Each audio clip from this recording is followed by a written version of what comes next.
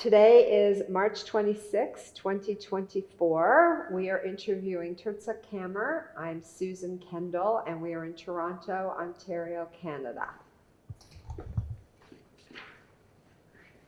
So, Thirza, we wanted to start with, if you can just tell us your name and where you were born. Okay. My name at birth was Thirza Leah Steinberg. Leah was a family name, but I had an aunt Leah by my father's sister, and my mother wanted me to have a different name. So my father looked in the portion of the week that was read from the Torah that week, and there was a story about Slavhot who had 5 daughters, and they came to Moses and said that they wanted to inherit from their father, because usually girls didn't inherit. Anyway, one of them was Thirza. So they picked the name Thirza. So that's how I got the name. And my maiden name was Steinberg. And when were you born? I was born on the 28th of July, 1932. Where? In Leipzig. And what were Germany. Do you have any, what were your earliest memories of I don't life? remember very much about Leipzig. The earliest sort of memories that I have really are of the Kristallnacht. And of that I don't remember much, but I remember that we left our house because they were coming into the houses. And who was? Whoever it was that did the destruction. I don't know if it was official police or if it was, I don't know. And I think there was it was like we lived in a 3-family house. And so we left and we went to some consulate, I don't know which one, where they sheltered people. And I don't know how long we were there, but then we went back home. Who was we? We was my father, my mother, and my older sister and brother, and me. Okay. And when you went back home, do you remember what it... I remember that there was a lot of glass around. They had been into the house and broken things, and I remember it was a big mess, but I don't remember so much the details. I was 6 years old. So. Do you remember being afraid or any feelings? I don't remember. Okay. And probably I was afraid, but I don't know. I was with my parents, so that always helps. And then, I don't know, I don't remember this, but my sister told me that my mother said my father went to Holland right after the Kristallnacht and tried to find a place there for us. Anyway, my mother packed up, and then my older sister and brother were sent on the Kindertransport to England. And my mother and I went to Holland, to Amsterdam. How did you get there? By train, as far as I remember. Do you remember anything of what your first home looked like? Not really too much. It was a big apartment, but it was spacious. And I don't really remember too much about where we lived in Holland. And I know it was in Amsterdam, and I started going to school there. And what was that? I didn't know the language, of course, but I learned. And do you remember anything about school, how you were treated? I think I was treated okay. It was a Jewish school, and anyway, I had friends, I think. I don't really remember them, but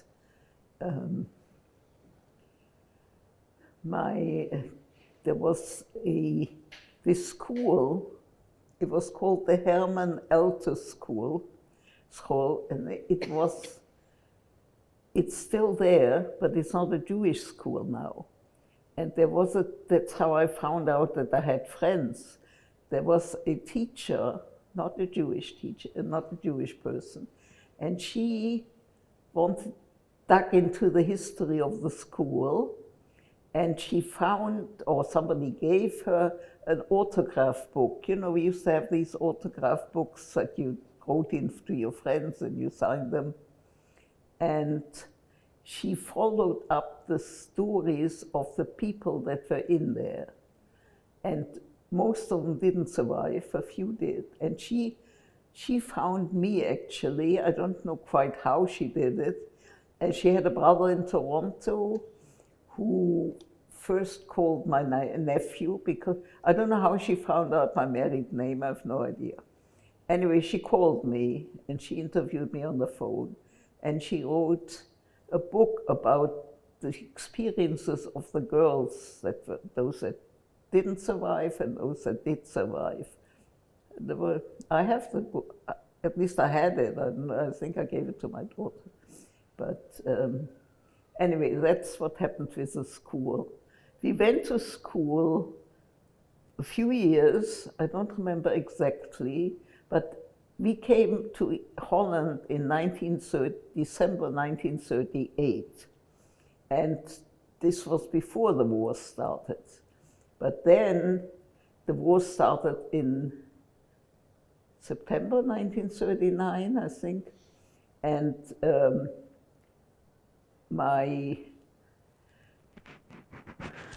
the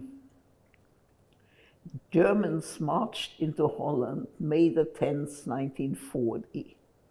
Holland tried to fight back, but it didn't last long, 5 days, I think, and then the Queen fled to England and the Germans took over. So at first it went on like usual, it was nothing, but then they started making laws against the Jews. So first I had a bicycle, I know, but then you weren't allowed to have a bicycle. And I don't remember exactly what else came. You weren't allowed to have a radio, and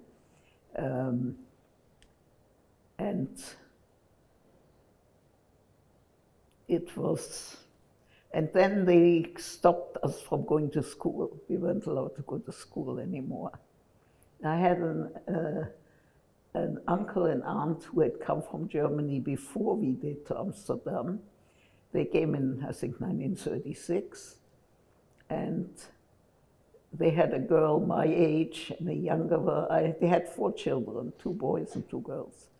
And my uncle, when the Germans marched into Holland, some people, we all went to the sea and tried to get away, but the families didn't. But my uncle and somebody else that he knew, they got away on a fishing boat, and they eventually, that was a whole adventure for them also. Their boat got torpedoed, but they ended up in England.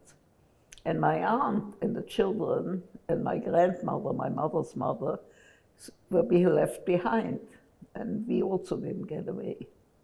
We were supposed to, my father was a teacher in Germany in a Jewish school in Leipzig, and he had pupils who liked him, and a pupil of his sent him papers to come to America. But my parents decided to wait till after Passover that year, and by that, then it was too late. There weren't any more boats going, and we stayed in Holland. And do you remember what life was like? Well, at first it was sort of normal. I mean, except the Dutch let you in, but they weren't, my father wasn't allowed to work. He taught in a Jewish orphanage, and I think my mother used to take in sewing, and I mean, they managed somehow. We also had living with us a cousin. My father had a brother who lived in Wiesbaden, which is a place in Germany, and they had 2 children, 2 girls. They sent the oldest girl to us in Holland, and she lived with us, my cousin. And then my parents took in a foster child also, I think she was a little older than I was. And I don't know, What did you do for activities together? I don't really, my grandchildren used to ask me, what did you do for fun when they interviewed? I really don't know. We went, in the winter we went skating because Amsterdam has a lot of canals and they froze over and you could skate. And I say, well, I had a bicycle, I went bike riding and skipping and weren't very sophisticated activities. Was it a Jewish area, or do you remember any I think it was a fairly Jewish area, yeah, where we lived first. And then... Did you celebrate the holidays? Of course, yeah. We were Orthodox Jews, of course. My father made Kiddush every week, and we kept kosher, and we did whatever we needed to do, even under difficult circumstances. At first it wasn't so difficult. Later I guess it was difficult. But I wasn't running the house, my mother was, so I don't know exactly, but it must have been difficult. But I don't remember at that time that we didn't have enough to eat. Maybe we didn't have variety, but altogether then there wasn't what we have now, like all the imports, and that didn't exist. Anyway, at that time it wasn't too bad. But then in I don't know exactly, maybe 1942 or 43, they took the Jews in Amsterdam and put them in a ghetto in the east. They used to, like an old section where Jews used to live, and we had to move there. So where did you move into? Do you remember? An apartment, but yeah. So then the Dutch underground took away children that people wanted to hide, you know. So my parents, they didn't send me, but they sent, I think, that foster child, because she wasn't with us anymore later, and also my cousin. And they were given to the underground, and they both survived. And I was with my parents, and then we were rounded up in the fall of 1943. I don't know precisely when. Do you remember what that was like? Well, I guess it was scary. I don't really remember too much. But the police came to our house, and we had to, whatever we could take. So, and we were taken, they took everybody first to a concert hall in Amsterdam, where they kept all the people. And my mother was pregnant with my younger sister. This was maybe October, and she was born in January. So anyway, so my father apparently, they took her to a hospital, a Jewish hospital in Amsterdam. But my father and I were sent to Westerbork, which was a holding camp in Holland, and from there they sent people to the camps in Germany. Did you know that was happening? Yeah, we did know. I mean, we didn't know precisely what went on in those camps, but we did know. And they used to have trains, I think, twice a week. So I remember one time, I think I remember this, our names, my father's name and my name were on their list to go to and you know, there were always people that were in charge that you could talk to. My father managed to convince them to take our name off the list. And we stayed in Westerbork.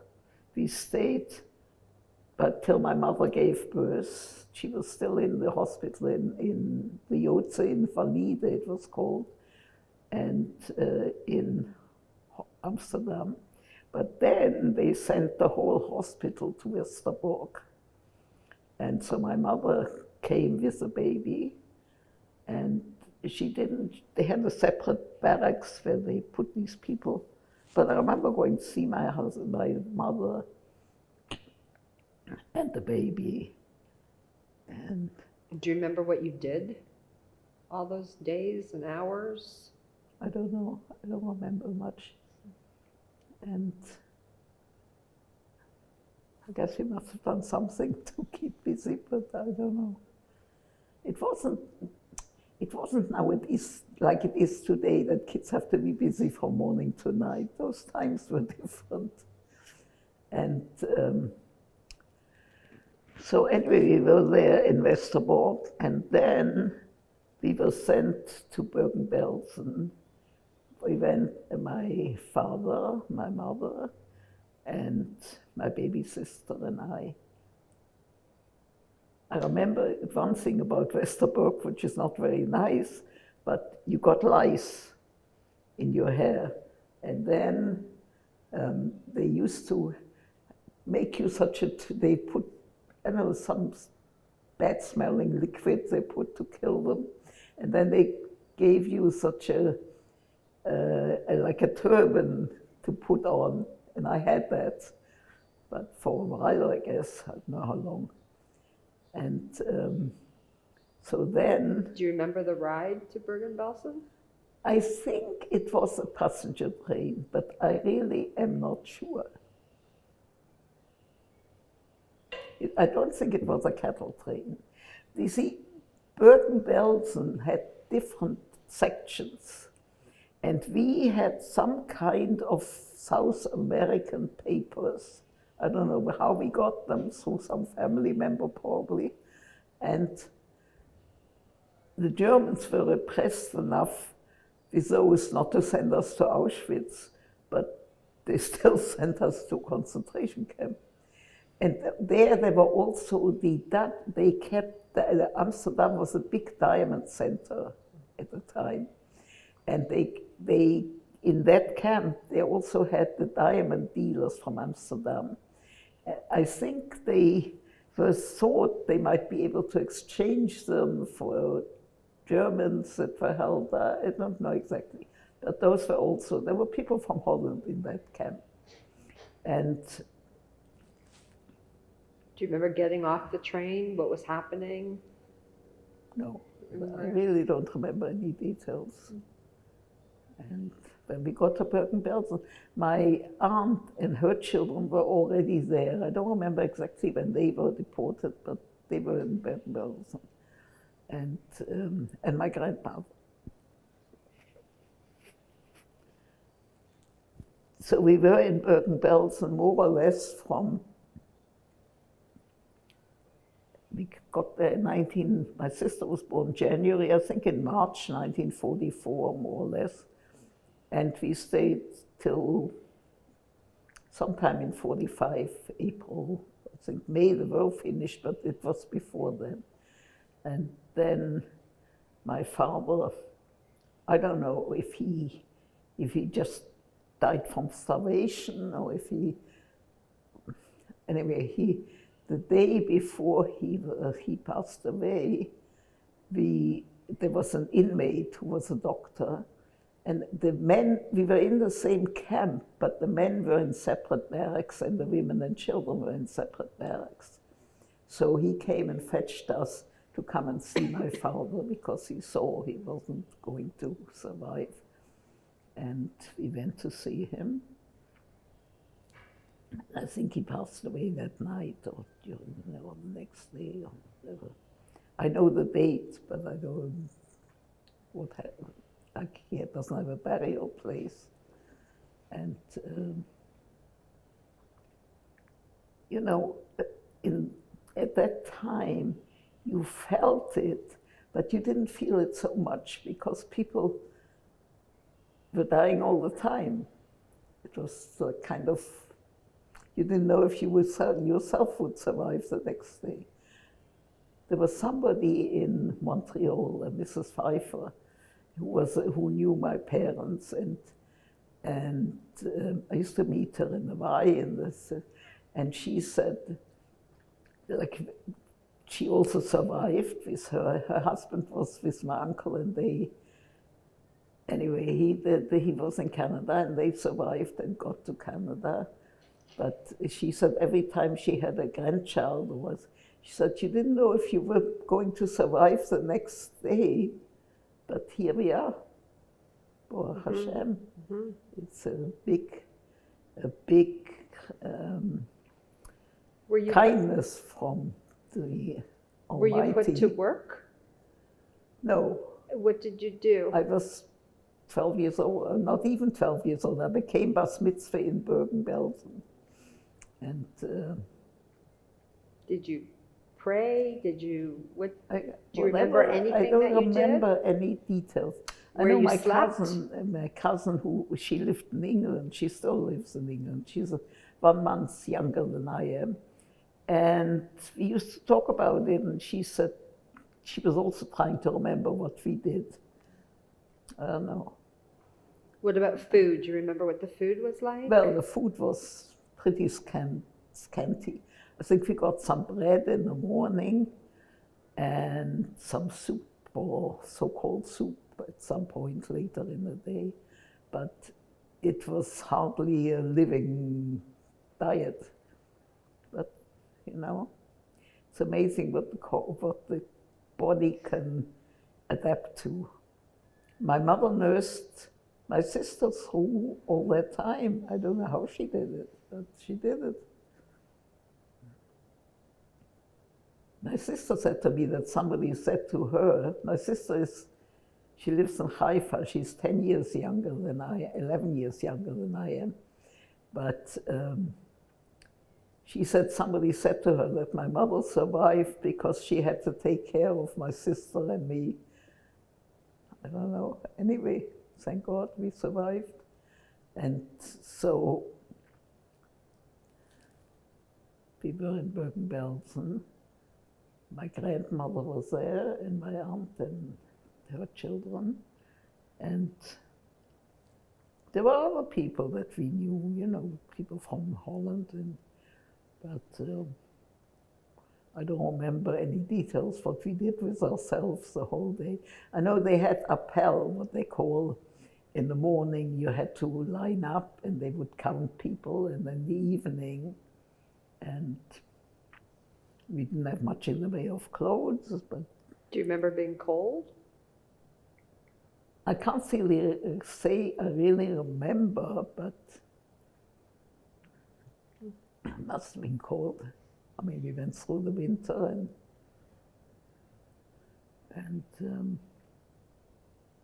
so then I have a vague memory of Pesach, Passover, but that we tried to get some flour and to make, but I'm not sure if that's correct. I really don't know. I asked Mrs. Pfeiffer, who was also in Montreal, because I was away at first after we came from the war, you know, we came to England. Anyway, I never wanted to talk about it or even think about it. That's probably why I don't remember so much. And my older brother and sister, of course, hadn't gone through the same thing, and my younger sister was a baby. So but then in the later years, I did want to remember certain things. So I used to ask her, because she was in the camps with us. But I don't remember if she said, I don't know if this memory is correct. And anyway, a certain time after that, we were taken on a train, a cattle train this time. And I don't know where we were supposed to go. Oh, before that, my aunt and her children and my grandmother, they were taken away on the train. They were supposed to go to Switzerland to be exchanged for, I don't know what it was. And my grandmother died on that train. And my aunt, she was buried somewhere, my aunt knew where, but then she got her into a Jewish cemetery. It was somewhere in France, near the German border. And the train that we were on, they went to a place called Biberach. They never made it to Switzerland. And they got stuck there for over a year till the war was, even after the war was over, till they got them out. Anyway, we were on this train, and somebody that we knew, Montreal, who was also there, sent me that the Germans called it a lost transport. Somehow they lost track of that train. And it was wandering around Germany. Sometimes it stopped, people would get off and try to get some food. And so then one day the guards were gone. So people got off the train and they walked to the next village, which was place called Tröbitz. I think it was in the same province as Leipzig was, but I'm not so sure. And people, the people in the houses in that village were afraid, of course. So they ran away, and people took their houses, and we moved into a house. And the concentration camp survivors? Yeah. Moved into their homes? Yeah. And we were there, I think, for a few months. In the meantime, the war ended, because this was shortly before. And then I remember we were there over Shavuot, because I remember my mother managed to make some cheese, and she baked cheesecake. And anyway, she wanted to go. They had a policy, the authorities, to take everybody back where they had been deported from. But my mother wanted to go to England because she had her 2 children there, and she had 2 brothers there. So anyway, the consul, so she went to some consul, maybe in Leipzig, I'm not sure. He told her that this would be the Russian zone, and she better leave, then otherwise she might not be able to get out. So we were taken back to Holland. This I do remember vaguely. We were on an American Red Cross train, and it was heavenly. Why? Because the beds were soft, and we had comforters, and it was like and they treated us, gave us whatever good food, and they treated us very well. So, so we got to the south of Holland, Maastricht, and then we got my sister. She was by that time about 15 months old, but she was very small because she hadn't been nourished much. But they gave her an injection, some kind of vitamins, I don't know exactly, and she grew. Today she's a normal height, and she's a great-grandmother. So anyway, we got back to Amsterdam, and there was the Jewish soldiers there was a Jewish brigade in the English army, and the Jewish soldiers had started a school, so we went to that school. We were there for about 6 months, and then we went to England, but somehow, I don't know what the problem was, but my mother went with my baby sister first, and I stayed behind because I think the papers weren't right or something. And I stayed with somebody who was in Kammer, I think she was a religious Jewish person, but she was somehow attached to the army. And I stayed with her for about 2 weeks, and then I went to England also. And well, we came to England just before Pesach in 1946. And then I had to learn English and to catch up with all the schooling that I didn't have. But my cousin found me a teacher, a retired teacher, and I used to go to her every morning, and she taught me different things. So, but after the summer, I was able to go to a high school at my right grade. I don't remember what grade it was, but whatever it was, I was able to fit in. It was a long way from the school I got into because it wasn't easy to get into a school. It was quite a way. I had to travel about an hour to get there on the tram, 2 trams or 2 whatever. Anyway, but so then I went to high school and I finished high school. And were there other survivors in your school? No, there were very few. Actually, there were only about, it was a school of about 5. In England, they had schools for girls and school for, they had some mixed schools, but not many. And this was a girls' school. There were about 500 girls in the school, and only about 40 Jewish girls. And most of them were not religious. I had my friends from where we lived, because we lived in a Jewish area. And we had a youth group, and I had my friends from there. I interacted with the people from the school, but I wasn't really friends with them. I didn't see them out of school. So then, but I was fine. I was treated well in school and didn't have a problem. And so then, after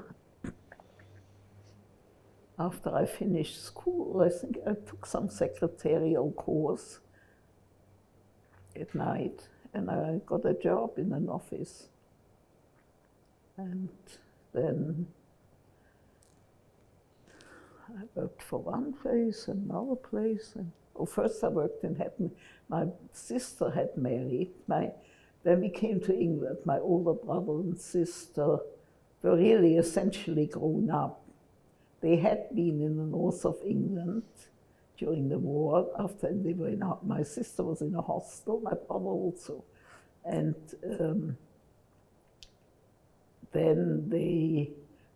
but by that time they were, I don't know, my sister was born in 25, and this was 46, so she was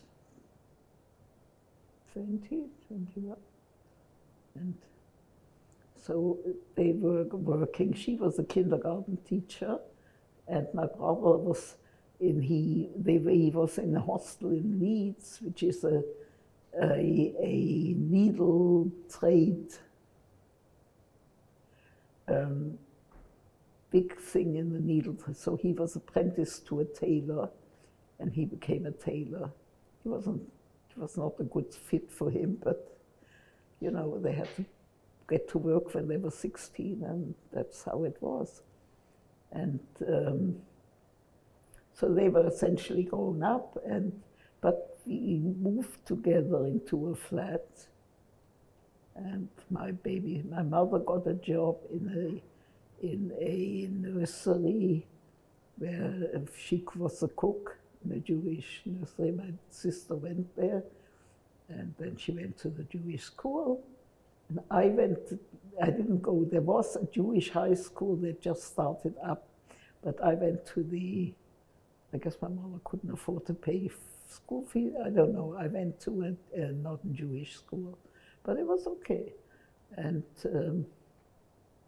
we got Jewish education there was a place where we had lectures, and so.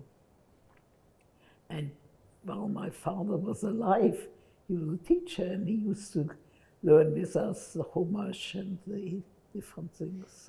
So you still believed in God? Absolutely. We feel that whatever happened,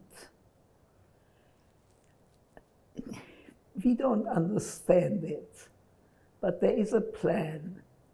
The Almighty has a plan that is good for us, but we don't understand why these things happen, but we don't have any problems with it. My husband used to say, if somebody has a lot of questions, no answer will suffice.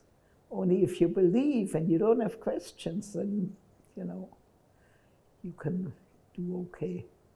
And we did. We felt that the fact that we survived obligated us to lead religious lives and proper lives and get married and build up families, and that's what we did. So then my sister had married, he was older than she was, but she lived in the same area as we did, and at first she lived in North London, then she moved to Northwest London where we lived. And her husband had a nephew who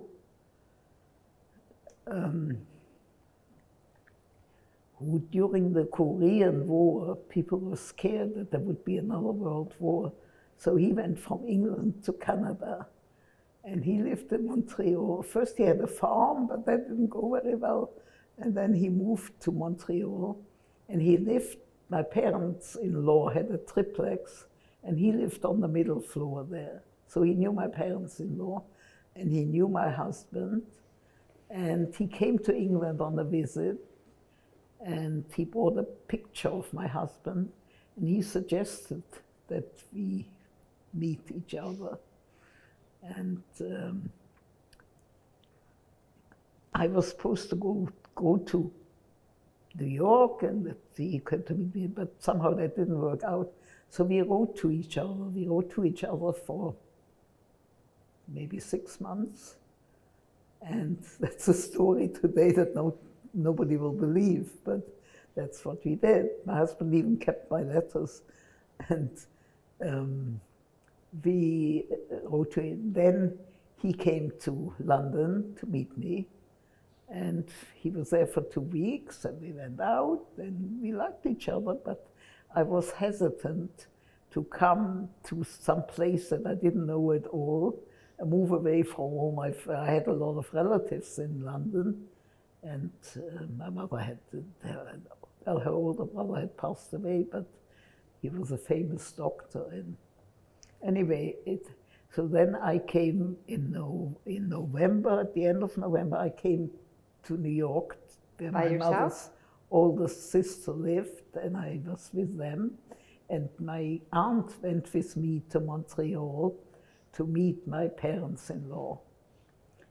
And I wanted to know what the place was like. Anyway, we were in Montreal for 3 days, and we stayed with a friend, but we were in their house, you know.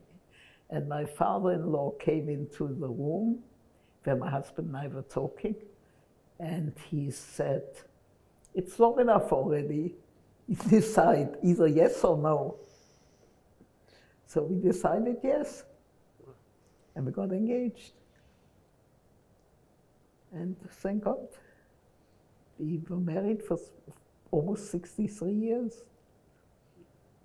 I mean, I moved to Montreal, which wasn't easy, because it was very different from what I was used to.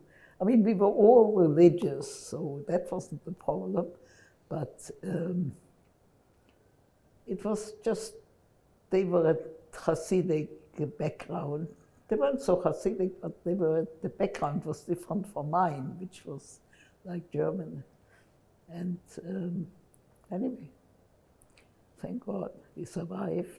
We had 3 children, and a girl, and my daughter who lives here in Toronto, and 2 sons. My older son, my daughter is named after my husband's grandmother, Rachel, and my older son is named after my father, Solomon, and my younger son is named after, I had an uncle, Abraham, and my husband had an uncle, Abraham, my mother's-in-law's brother, my mother's brother, and he's named after them. He's named Abraham.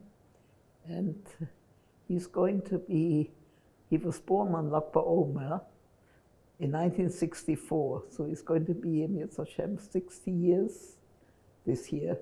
I just told his daughter that they have to do something, and she knew about it. And anyway, that's the story. Do you tell your family about your story and about the Holocaust? Not so much, because and they used to talk about it at the table, you know, and my mother-in-law was, and my husband and my mother-in-law would talk about their experiences, which were very notable also. There is a little booklet that my son wrote about the stories that because they were hidden in the pit in the woods, and they survived, thank God. And so my son, you know, my mother used to tell them all the experiences. She used to talk to the children a lot, and altogether she talked a lot about it. And so my son, when, I don't remember which son, one of his children got married,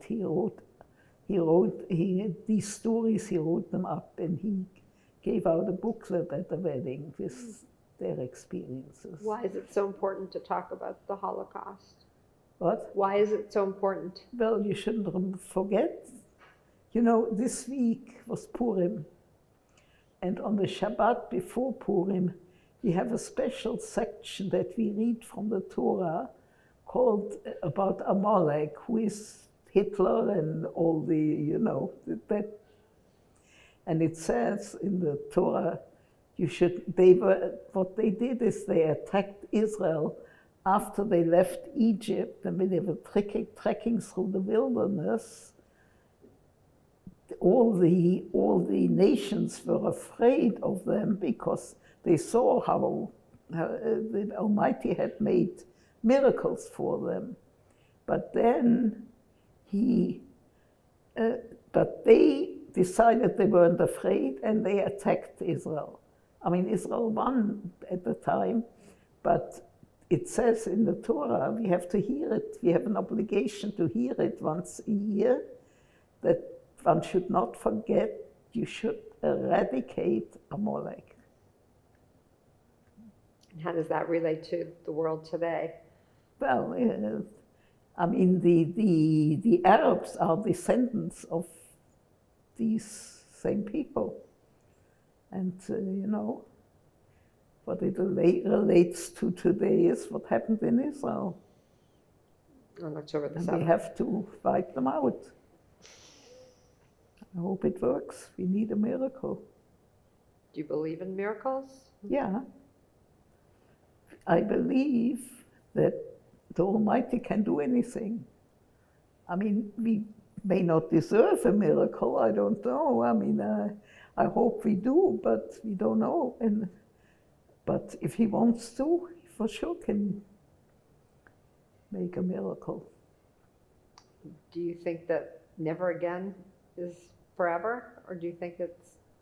I don't think that never again is a good thing. Like, it's not up to us to say never again. We have to live according to the laws of the Torah, and we have to do what we can to live good lives. And then the Almighty will take care of us. But we can't decide never again. It's not in our hands. You saw what happened in Israel. I mean, it was not something that was normal or natural. Not at all. And do you have any other memories during the Holocaust? Or do you have any experiences with the soldiers?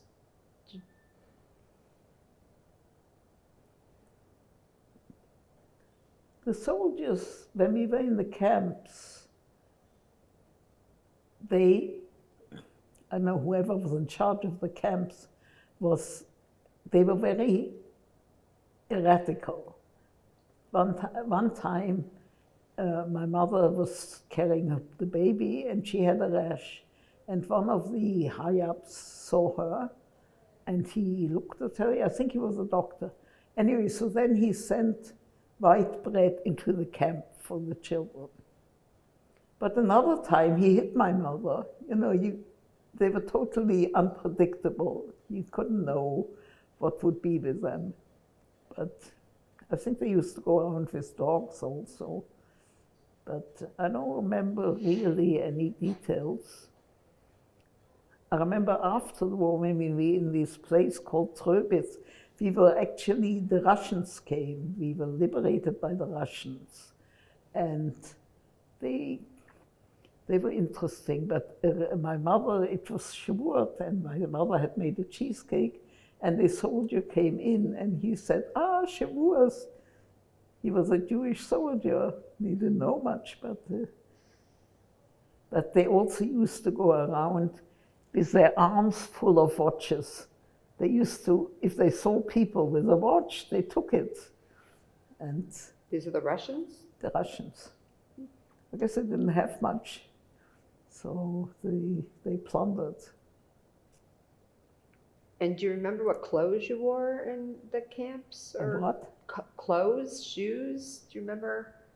I know at one, I don't know if we wore these wooden clogs.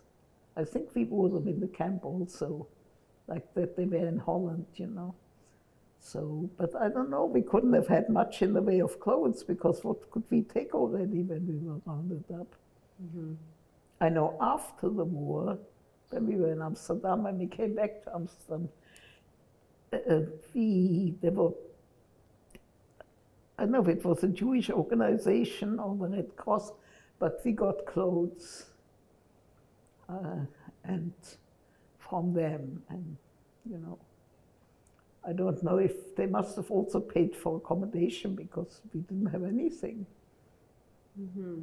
Did you have nightmares after the war? I don't think so. No.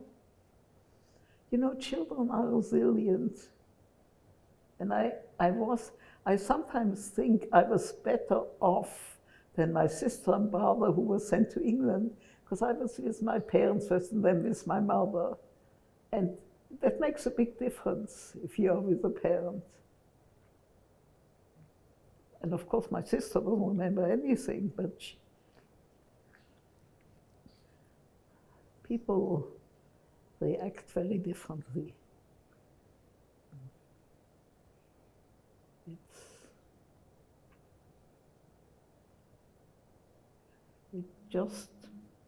I can't say I have nightmares about it, but you know, you remember bits and pieces sometimes. I never, when I was younger, I didn't want to think about it. I mean, we used to. My daughter-in-law, my younger son's wife, she said to me once, we didn't hear about your story, so I'm hoping that when we get this video, I'll let them have it and they can see it. Mm-hmm. But anyway. Do you have anything else that you want to say, or any memories? Not really. I mean, I think I told you pretty well everything that I remember, which isn't that much. I think I don't remember much because for years I didn't want to think about it. Mm-hmm. And when you came to Canada, did you experience any anti-Semitism here? No, I don't think so. We lived in I came to Montreal, and we lived in Montreal. We came here 5.5 years ago with my husband. I came to move into the terrace because my daughter lived in Toronto. She married and she lived in Toronto already for years. And she said, you don't have any, she kept saying, you don't have anybody in Montreal. My parents-in-law passed away.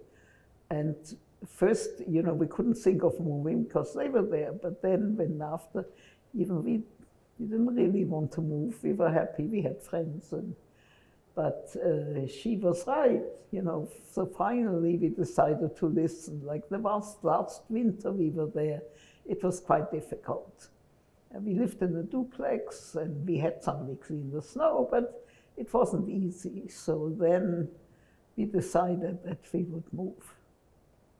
Mm-hmm. And it was a good move because my husband was, the first year we were here, it was very good. The terrace was a good place and they had the synagogue. My husband could go to the synagogue in the morning and in the evening and on Shabbat. And, you know, that was important for us and it wasn't difficult once it was in the place. And then about a year after we got here, he collapsed, he got sick, he had respiration pneumonia and different things. And he had Parkinson's, but it wasn't so bad. He was, you know, it was under control, sort of.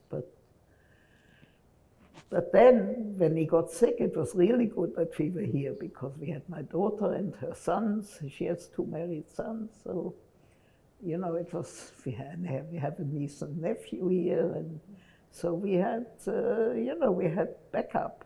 So it was good. He was in the hospital about a year and a half before he passed away. Mm-hmm. And then it was good for me to be here also. But of course, then COVID came, so that was a big upheaval. But thank God we got over that. Mm-hmm.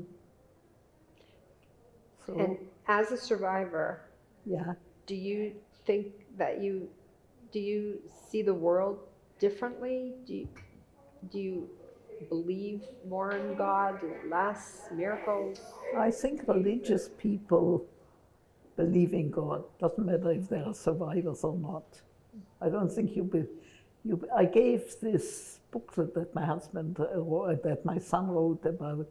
I gave it to somebody here, one of the people that I became friendly with. And she said, well, you had so many miracles, no wonder you were religious. But we were religious before that. Right. I don't think you necessarily, maybe you do become religious from that, but we were religious, and thank God we stayed religious. And you were able to practice your religion during the Holocaust? As much as we could. I remember one Yom Kippur in the camp in Bergen-Belsen. Again, I'm not sure if that memory is correct, but it seems to me that we had services, and at the end of the day, they brought in some kind of a soup to eat, but I don't know, it may not be correct. But we definitely, whatever we could practice, we did. I don't remember my mother lighting Shabbat candles. Maybe she could, maybe she couldn't, I don't know. So, but I don't remember. Is there anything else you want to include? No. Any thoughts about the world, anti-Semitism, or? Listen, anti-Semitism is a fact of life. It's always there. The only thing is that after the Second World War, when all these atrocities came to light, it wasn't fashionable to be anti-Semitic, and people hid it. I mean, most people maybe are, many are not, but many are. And in general, people don't like what is different from them. And religious Jews, like there was a section in Montreal where religious Jews lived, Hasidic Jews, and they don't mingle with the neighbors, you know, because they can't eat together, they don't. And the neighbors held that against them. Not friendly, and they're not. Apparently now in Montreal there's a lot of anti-Semitism. I don't know if it's worse than here, but it seems to be pretty bad. But again, it's not, that's how it is. That the non-Jews don't like us.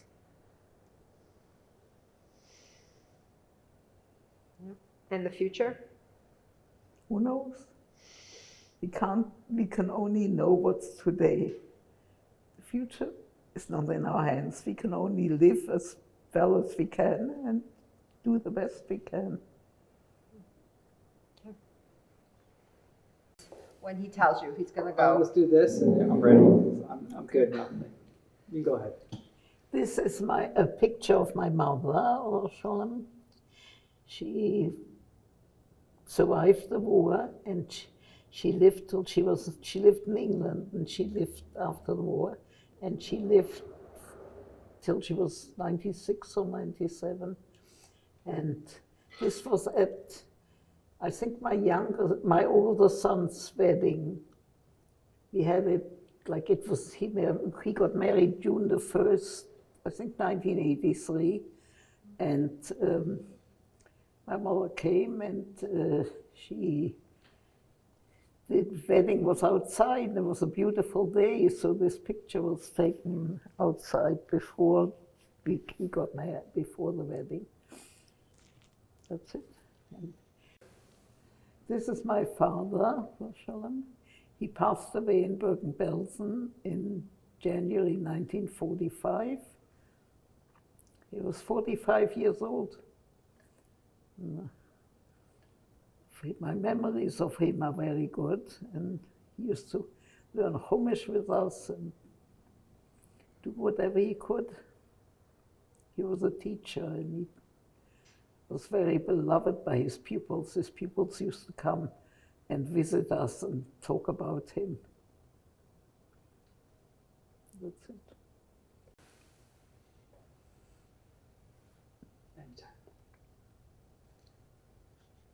This is picture is at the bar mitzvah of my great-grandson. As you see a picture of him there with me, and they live in she is the oldest daughter of my younger son, who is a teacher and a rabbi in Lakewood, New Jersey, and her name is China Luria, and the bar mitzvah boy is called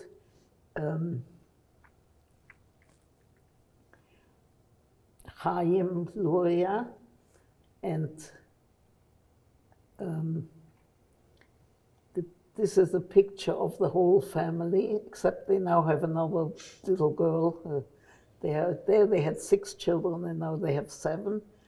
She lives in Lakewood, New Jersey. Her name is China, and her husband's name is Yoeli, and the children are, this was their 2nd son. The older son is Shloime, named after my father, and this one is Chaim. And then there is Yecheskel Schrager, and then there is Rafal Eliezer, and the little girl is Miriam. And now they have another girl called Hinda. And the big girl is Fegi, named after my mother-in-law. And I went to Lakewood for the bar mitzvah, and the special thing about this was that Chaim, when he was born in the 6 months, and he was less than 2 pounds. And at the beginning, it was like his birthday is before Shavuos, and he's going to be 15, I think, yeah. So it was a miracle. He's a real miracle baby. He survived the first years. He got different therapies, but thank God now he's in school and he's doing well, and he is a tall boy, very nice, and we have a lot of pleasure for him. This is my grandson. His name is Shaya David, and his bride is Devorah. They got married in June, not last year, the year before, and they just had a little girl baby about 6 weeks ago, and they live in Lakewood, New Jersey, and they're a lovely couple. And yeah, that's about it. This picture was taken at my mother's 90th birthday. She lived in England. At that time, she had moved into a retirement home. And these are my siblings. From the left, my older sister, her name was Rachel, and my older brother, he's younger than my sister, he was a year younger, and his name was Bernard, but they both passed away. My sister about 3 years ago, my brother 2 years ago. They both lived in England, in London. And then there's me, and then there's my younger sister who was a baby in the camps. Her name is Rusi, and she lives today in Haifa, and she has children and grandchildren and great-grandchildren. Thank God. It's very special. Where you at? This is my husband and myself. It's the first year that we had moved to Toronto and we're living in the terrace of Baycrest. The terrace has a habit, they celebrate, every month they have a birthday celebration of all the people, all the residents who have a birthday in that month. So my husband's birthday was in June, and this was his, he would have been 80, it was his 89th birthday celebration. And he was an accountant, and he also, he was religious of course, but he also read from the Torah every week for about 40 years in a yeshiva and a synagogue near where we lived. And he also used to read on Purim the Megillah for about 50 years in another place. And he never took a cent for that. That was his contribution to the community.